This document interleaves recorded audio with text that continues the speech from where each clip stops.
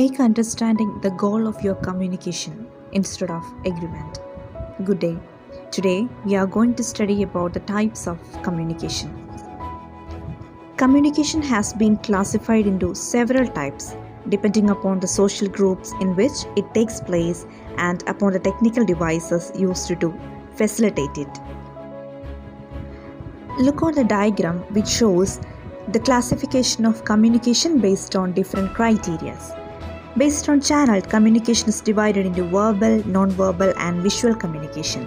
Based on the number of people involved, it is again classified into intrapersonal, interpersonal, group communication and mass communication. Based on the purpose, it is divided into formal communication and informal communication.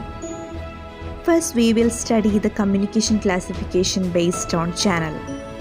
As we seen earlier, it is classified into verbal, non-verbal and visual communication. What is verbal communication? Verbal communication refers to spoken messages that we transmit by producing sounds. The effectiveness of the verbal communication depends on the tone of the speaker, clarity of speech, volume, speed, body language, and the quality of words used in the conversation.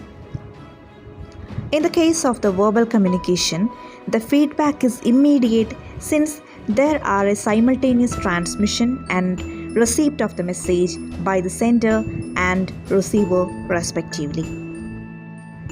The success of the verbal communication depends not only on the speaking ability of an individual but also on the listening skills.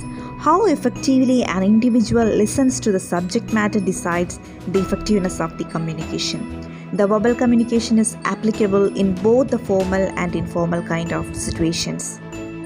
We can consider the written communication as verbal and non-verbal. Written communication refers to communication through written or printed words. Although it is verbal in nature, written communication has non-verbal dimensions. What are the advantages of a written communication? It is a permanent record. It provides tangible legal evidence. It is more accurate than oral communication. It provides the reader time to retain the message. Now we are moving to the second type of communication, that is non-verbal communication, which is classified on the grounds of channel. The non-verbal communication is the process of conveying meaning without the use of words, either written or spoken. In other words, any communication made between two or more persons through the use of facial expressions, hand movements, body language, postures and gestures is called as non-verbal communication. There are a lot of clues which are considered as the types of non-verbal communication. Facial expressions, eye behavior, kinesics, which means the study of body movement, how we stand, how we walk, the way we use our hands and shoulders, etc. Personal appearance, clothing, touching, proxemics, and color communication. The third type of communication, which is classified on the grounds of channel, is visual communication. Visual communication is the conveyance of ideas and information in forms that can be seen. Visual communication in part or whole relies on eyesight. Visual communication is a broad spectrum that includes signs, typography, drawings, graphic design, illustrations, industrial design, advertising, animation, color and electronic resources. The second method of classification is based on the number of people involved in the communication process. Then the communication is classified into intrapersonal communication, interpersonal communication, group communication and mass communication. First, we will study what is intrapersonal communication.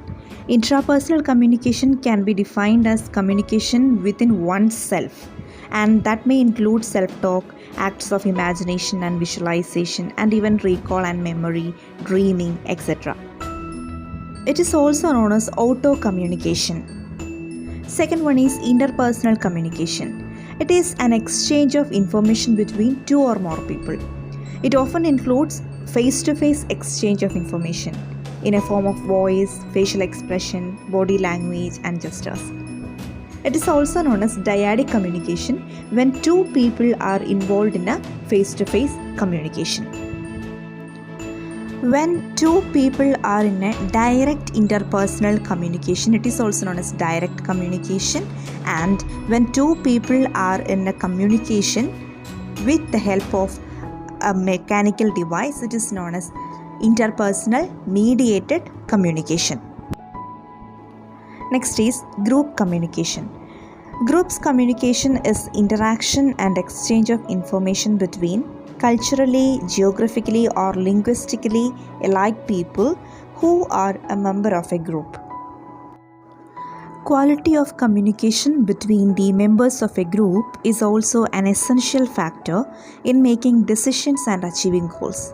It has been seen that with a growing number of members in the group, the effectiveness of communication keeps on decreasing. For quality group communication, the group members must possess a sense of belonging and mutual respect to each other along with common goals. Next is the most important communication, that is mass communication. Mass communication is the process by which a person, group of people, or organization creates a message and transmit it through some type of medium to a large, anonymous, heterogeneous audience. This implies that the audience of mass communication is mostly made up of different cultures, behavior, and belief systems. Mass communication is practiced multiple mediums such as radio, television, social networking, billboards, newspapers, magazines, books, films, and the internet. In this modern era, mass communication is being used to disperse information at an accelerated rate, often about politics and other charged topics. Any mechanical device that multiplies messages and takes it to a large number of people simultaneously is called mass communication. It is a process of sharing of experiences with infinite number of people who are geographically distributed over large areas, unaware of each other. It is done through the mediation of some technology. The third classification of communication is based on the purpose. Here, purpose is the criteria. This is also known as organizational communication. So, it is divided into two: formal communication and informal communication. This informal communication is also known as grapevine communication. Now, we'll look on what is formal communication. In formal communication, it is divided into three, that is vertical communication, horizontal communication, and diagonal communication. Vertical communication is again divided into two, that is upward communication and downward communication. Upward communication is the communication from the subordinates to the superiors, and downward communication, the communication from the managers to the subordinate level. Horizontal communication defines the communication between the people in the same hierarchical level, and diagonal communication, as the term implies, the communication flowing from top to bottom without any structural flow. In an organizational climate, there are both formal and informal communication.